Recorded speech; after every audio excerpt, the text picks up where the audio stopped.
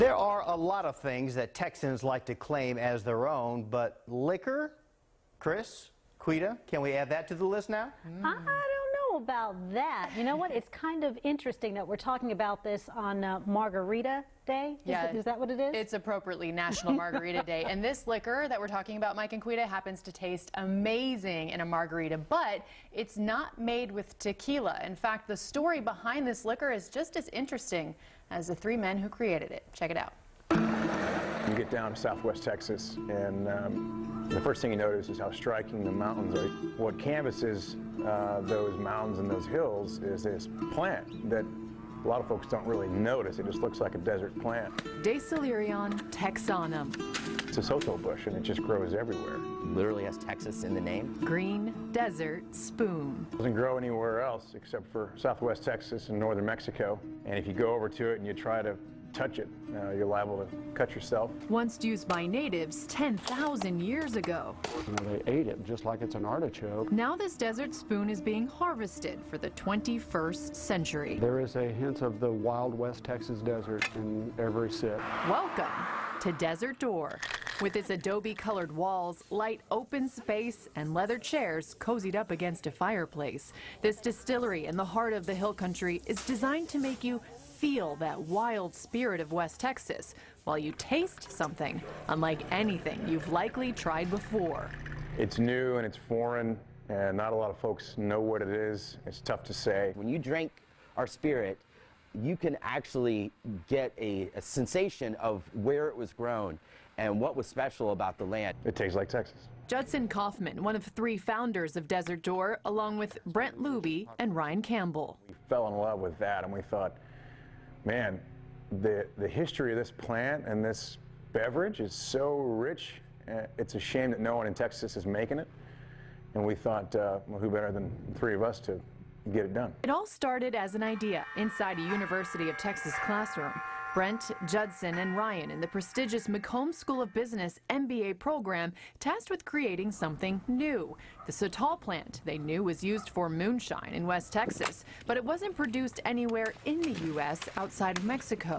Wow, this is an incredible history and backstory to this plant. What if we could actually make it taste good? Like we might be onto something. The idea? Turn the plant, with Texas in its name, into a liquor Texans could claim as their own. The three of us, the three founders of Desert Door, thought it was a little bit of a shame that a state so strong and so rich in history and so proud didn't have a spirit, a liquor to call its own.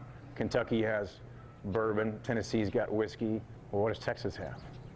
Well, we've got sotol. A new identity for liquor deeply rooted in Texas history, made with only 3 ingredients: wild sotol, organic yeast, purified Texas water. Through the doors of the tasting room, And this is where all the magic happens. a look at how it's made. We started all on the small scale.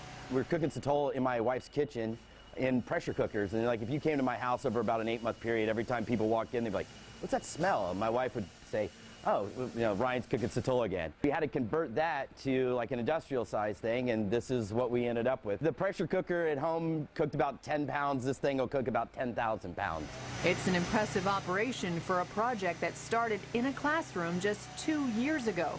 And what makes them successful also makes them heroes.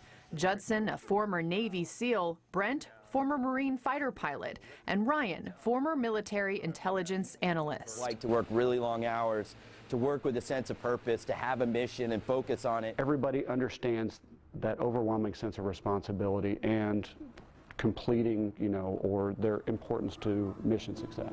Veterans turning an ancient plant into a new liquor, hoping to give Texas a spirit to call its own.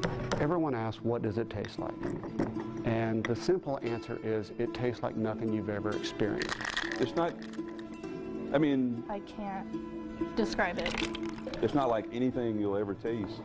Purely Texas. Taking you to a portal, a desert door with each sip.